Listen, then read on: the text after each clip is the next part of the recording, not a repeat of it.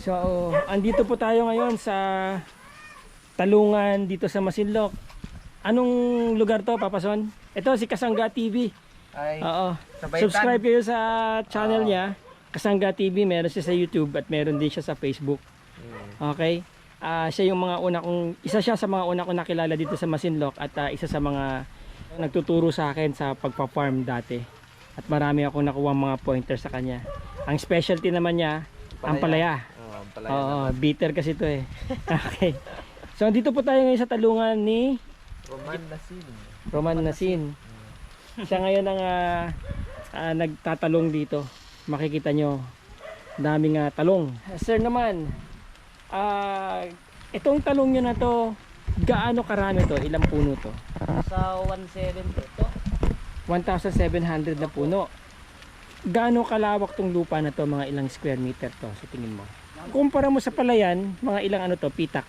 Tingin mo? 3 pinitak po. 3 pinitak. Opo. Gaano nakatagal tong talong nyo? Wala pa pong ano to, 2 buwan. Talaga? Opo. Itong ano lang po to eh, June. Ay, July. Mula tinanim po, July. July.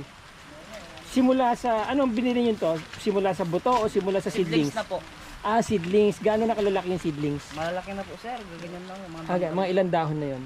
sa 4 na dahon. Mabilis pa rin. Anong variety to? Kung po to sir, yung Fortuner. Fortuner. Oo, yun nga ang uso dito, Fortuner. Paano ang management nyo nito bukod sa nakita naman natin, naka-mulch, no? Para hindi tubuan ng mga damo, di ba? So, paano ang management nyo dito sa paglalagay ng fertilizer simula nung tinanim ninyo? Ano sir, weekly. O anong klase ng fertilizer? 14 lang sir. 14 lang gamit nyo all throughout. Opo. Nagbasal pa kayo ng lupa? Hindi na po sir, Hindi na. talaga. Ganyan na talaga. Opo. Inayos na lang po namin yung lupa. Oo. Okay, so ang layo ng bawat isang puno, kalahating metro Opo, kalating. ang bawat isang puno. Okay, tapos after 7 days na pagkatanim ninyo, naglagay na kayo ng fertilizer. Abo na po. Bago po itanim yan, nilagyan na po namin ng tayo ng kambing. Okay. Malaking bagay yun, ano? Opo. Bakit kung synthetic ang inilalagay nyo, mamamatay? Mamamatay po agad sir kasi masunog ang puno. Wala kayong ibang ginagamit na fertilizer maliban sa 14 lang. Opo sir, agad po. Every 7 days 7 days. hanggang ngayon. Opo. Ang isa sa mga naging problema ko nung nagtatalong ako ay yung fruit borer. Ay, kompo yun sir. Marami pong gamot dyan. Hindi nyo pwedeng sabihin ko ano yung mga gamot. Pinaka-ano nyo yun, pinakasikreto nyo. Opo, pinakasikreto po Ang talaga. pinakasikreto nyo. Pero ang paglalagay nyo ng gamot tuwing ilang Makatapos pitas po, spray. Spray. Po siya. Opo. systemic ba ginagamit nyo o contact? Ano sir, systemic lang sir. Systemic lang. Ang pinakamababang gamot na nilalagay sa nagkakalaga ng 1,000 ng 1 litro. Yung 1 litro na yon, Matagal na po yun sir. ilang gamitan yon? Matagal na po yun sir. Abuti na 1 buwan na yun. So, sa ngayon, magkano nang ginagastos nyo sa sa insecticide? Sir, Pag bumibili kayo, magkano ang umabot siya sir ng 5,000. hanggang sa matapos ang harvest Hindi nito? sir, hanggang ano lang, maubos yung gamot. Gaano ba katagal itong talong na Umabot ng ano yun sir, 3 months, 4 months. tuloy-tuloy ang harvest? Opo. Tapos, bubunutin nyo na, gano'n? Hindi po sir.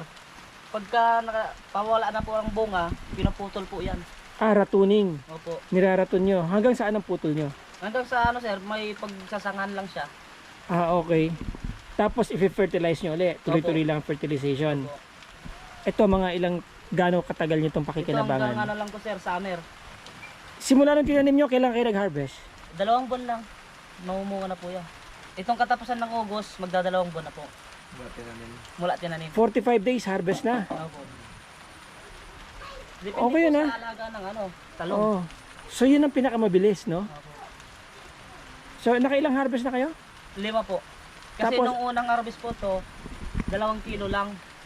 Lahat yan, 2 kilo lang. Opo. Kasi hindi pa po nagsasabay lahat yan na mumunga. Okay, tapos, Ngayong pang 5, naka 200 plus. naka 200 kilos kayo. Opo. Bago mag 200 kilos, yung pang-4 na harvest nyo, ilan? Yung pang-4 na harvest, 36. 36. So yung panglimang harvest nyo, mula nung tinanim ninyo, yun ang pinakamarami. Opo. Tapos mas marami na naman uli yan. Dadami pa po yan, sir. Dadami pa yan. Tataas pa yan. Matagal na kayo nagtatalong. Tagal na rin, sir. So, pag ilang harvest yung pinakamarami? Pagka pinakamarami nito, sir, sabihin mo na lang sa isang puno, 1 kilo. Talaga? Ibig sabihin, umaabot ng 1 tonelada ang harvest nyo dito, isang Opo, harvest lang. aabot po, sir. Pagka Wow. maganda po talaga ang bunga ng talong at napaganda ang bunga niya Oo. talaga, sa Oo. isang puno lang, harvest ka na 1 kilo. Okay, tuloy-tuloy ang gano'n, 14-14. Opo, tuloy-tuloy, Oo. sir. Kasi ang matinding kalaban talaga dyan, yung nalalanta yung dahon, di ba may mga Tinutusok ng tinitira ng borer. Meron din pong gamot yun, sir. Oh. Malinis yun, no? Wala akong nakikitang ano yun, na nalalanta na dahon. Ibig sabihin, effective yung ginagawa yung 5 klaseng gamot na yun, sabay-sabay yung nilalagay? O Opo, sir. pinagpapalit-palit nyo? Ano, sir, yung tatlo, sabay-sabay yon. Tapos, another na naman susunod, yung ano na naman, na naman kami ng isa. Pagpalit-palit Opo, lang. palit. Para hindi ma-immune yung ano, parang yung insekto Oo. na kasi habang tumatagal, yun ang naano nilang gamot. Oo. Parang magkakaroon sila ng ano yung resistensya nila Oo. lalakas. Hindi na sila matatablan ng gamot na yun kung yun ang ginagamit nila. Kaya yung 5 na yun, salit-salit. Salit-salit yun. Oo. Weekly, iba na naman. Sunod ng linggo, iba na naman. Para manibago ba yung mga Mga insekto. insekto. Ngayon, harvest, may hapon yan, sir, spray. Ang experience ko kasi sa talong, pag namumulaklak pa lang siya, may tumitira na rin sa mga sanga-sanga niya eh. Katulad tong ganito, Oo. sir. Ito, katulad to, na bulok, na bulaklak. Oo. Pagka nabulok yun sa may puno yan, sir, mamamatay yan. Mayroon Oo. ka lang ipapahid dyan. May pinapahid kayo? Hindi mamamatay yan. Okay, sikreto rin yun, syempre. Opo, sikreto po yun. Nung maliliit pa yan, bago pa lang mamunga, hindi pa namumunga, may mga ina-apply din kayong insecticides. Meron po, sir. Meron din, tuloy-tuloy din yun. Opo, pero ano, rotation lang po talaga. Rotation, Pag gagamit ng mga gamot. gamot. Okay. Hindi mo talaga pwedeng sabihin, ano. Talagang, Basic lang, kumbaga, buddy. trade secret. Opo. Okay, puhunan tayo. Pagka halimbawa magkatanim ako ng ganitong kalaking talong, magkano ang puhunan sa halaman pa lang? Doon Ano pa lang sa sir? seedlings. Sa seedlings pa lang, aabot ka na ng 10,000. 10,000. Opo. Seedlings pa lang para sa Seedlings pa lang. 1,700 na puno. Opo. Ang mortality nun, lahat ba yung mabubuhay? Hindi, sir. May mamamatay yun sa 200, 300, ganyan. Ang mamamatay. Opo. Okay, anong dahilan? Mahina Dahil yung... ano, sir, yung puno, kapag ganitong tagulan, nabubulok. Isa na yun. Yun ang hindi namin makuha ang gamot. Yung tinatawag nilang root rot. Opo. Root rot, okay. Ang puhunan nyo naman sa insecticide. Sa 5,000 din, sir. All throughout yon, hindi lang. Yung ganito pong kaluwag, sir, lahat-lahat, pati plastic, gagastos na po ng ano yan, 27. Sa puno, plastic, tsaka insecticide. Opo. So hanggang sa matapos ito, na mamatay na yung mga puno, sa tingin mo, gaano kalaki yung nilabas yung pera? Ang puhunan kasi nito ngayon, sir, nasa 27 na. Nasa 27 na. Opo. Bawi na kayo? Hindi pa, sir. Hindi pa. Kasi ang lumabas pa lang na puhunan, ay yung napagtindahan ngayon, nasa 18 pa lang. Lahat-lahat simula na nag-harvest kayo? Opo. Malapit na. Malapit na, sir. Malapit na. Sabi mo hanggang summer pa to. Opo. Isa yung 27, baka 3 pitasan o 4, kuha na po yun na naman. Itong huli. Ito mula ngayon. Opo. Mula ngayon, makukuha na po yun. Makukuha na yon. Tuloy-tuloy lang ang bunga nito. Opo, hanggang December po yan. Every ilang days ang harvest nyo? Ano, sir? Sa 1 week, 2 beses. Hanggang December yan. Opo. Talaga? Pero hindi po pares-pares ang bunga. Dami. Opo, hindi pares-pares ang dami. Sa tingin mo, ano ang pinakamataas yung harvest dito na aabutin nyo sa tingin mo? Baka ang expect po namin dito aabot ng 350. Akala ko ba 1 kilo isang puno, 'di ba? Opo. Dati. Isang harvestan 'yon? Isang harbisan lang yan, sir. Eh di kung 1,000 plus na puno to, pwede mag 1,000 kilos. Pwede rin, sir. Pero kasi yung ibang puno, sir, hindi mo mapasabing sa isang puno, hindi mo masakto na isang puno. Hindi lahat 1 kilo isang puno, hindi lahat. May minsan iba-iba sila ng Opo. panahon ng bigay ng ganun. Opo. Sabihin na natin kalahati, pero pwede kayong umharvest ng 500 kilos dito. Sa 500 kilos kung talagang magbubigay ng bunga, kaya Oo. po yan. Sa experience nyo, nagawa nyo na yon. Opo, nagawa na po namin yan.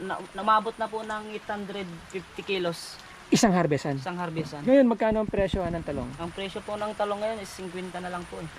Dati, Dati po nung pumitas pa lang po kami ng 36, nasa 90 pesos ang isang kilo. bakit bumabagsak ang presyo? Kasi po yung mga galing biyahe ng Ordanita, yung mga ganyan, at bumabagsak dito sa atin, kaya bumababa po ang mga talong. Okay. Walang kumukontrol nun. Wala po. Basta libre silang pumasok. Opo. So ngayon, Meron po ilalaban nyo yung presyo nyo sa kanila. Opo, labanan lang po talaga yan. Kung ilan yung bagsak nila, magiging ganun po ang Sasabayan nyo. magiging kalakaran sa amin. Pero ganun pa man, kumikita pa rin kayo, di ba? Kikita po talaga. Oo. Pero pagka mas maganda po kung matsamba yung presyo talagang malaki, yun po talaga wala ka talagang pagkalugi. Kahit Magkano ang pinakamataas na presyo ng talong? 90 po ang bigayan namin eh. Pero, Dapat. opo, pero ngayon, dahil may biyaheng galing Urdanita, 90 po yung 90. Pero kung halimbawang gagandahan talaga ng presyo, ano yung pinakamataas na Yan ang pinakamaganda sir. pinakamaganda? Ang magkano naman pinakamababa? Pinakamababa sir, 20. Sir, pagdating ng December, marami po talagang talong. Oh, Hindi okay. lang kami ang may talong. So bumabagsak ang presyo ng talong sa Opo, December. Pagka marami nagtatanim, Doon siyempre kaysa bumabagsak. mabulok ang pananim mo, yung napitas mo, Oo. ibabagsak mo siya ngayon ng Oh. presyo. Sabay ka sa presyo. Ito, palsot po ito eh. Pero, Palsot sa presyo. okay. Kasi pagkatagulan, pagka wala kang expenses na pinanser na gagawa ng bibili ng Oo. mga kuan, hindi po natin kakayanin yan sir. Oo. Ang DA walang pinoprovide na ganyan. Wala po sir. Wala. Pero DA ha, shout out sa inyo DA ha. Alam ko nagbibigay sila ng buto ko, sa buto konti po, lang. nagbibigay po sila ng buto. Marami naman. Ay, ano sir, pangbakuran lang po. Kulang.